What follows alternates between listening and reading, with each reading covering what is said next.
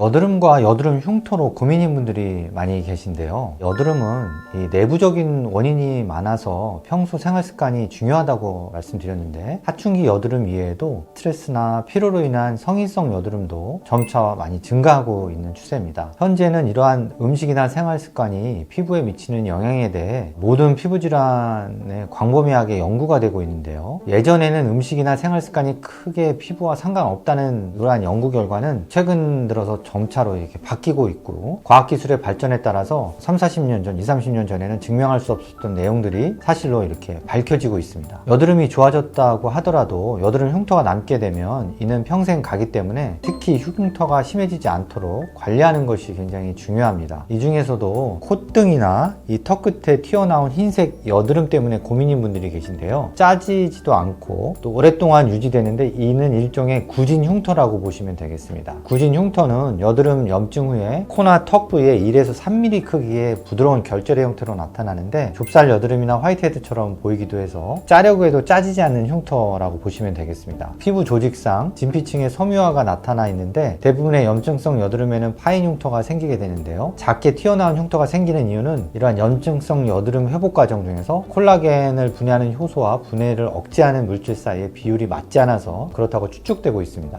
여드름 흉터에는 아이스픽 형태의 세모나게 파인 형태도 있고요, 둥글게 파인 이렇게 롤링형, 그리고 네모나게 파인 박스 형태의 박스카 형태와 또 튀어나온 이렇게 구진 형태가 있게 됩니다. 이런 여러 가지 여드름 흉터는 흉터 형태에 따라서 새살 재생침 치료, 또 약초침 치료, 약침 치료, 또 매선침 치료를 하게 되면 많은 개선을 볼 수가 있는데요. 재생침이라는 것은 피부에 이렇게 표피와 진피 상부를 자극해서 피부의 재생 주기를 빨리 할 수 있도록 도와주고, 또 말초, 순환이 좋아지게 돼서 보다 빠른 피부 재생이 돼서 정상 피부가 점차로 늘게 되면서 개선되는 것을 말씀드리는 겁니다. 이 약초침 치료는 천연 약초 성분으로 일종의 물리적인 자극과 화학적인 자극을 주는 일종의 필링 방법으로서 여드름이 진행되는 경우에도 적용될 수 있는데요. 이외에도 이제 약침 치료 같은 경우에는 한약액을 주사제로 추출한 것으로서 염증 완화와 또 피부 화이트닝, 재생 촉진 효과가 있고, 현재 피부 상태에 따라서 전체적인 몸 상태에 따라 수십 가지 약침을 선별 적용하게 될 수 있습니다. 예를 들면 염증성 여드름과 또 열성 체질을 갖고 있는 분들의 경우에는 청열 약침이나 또는 봉약침을 사용할 수가 있고요. 피부가 만성적으로 탄력이 없고 색소 침착이 있게 되면 산삼 약침이나 기혈을 보충해주는 인삼 약침, 또 보기열 약침 등을 적용할 수 있게 됩니다.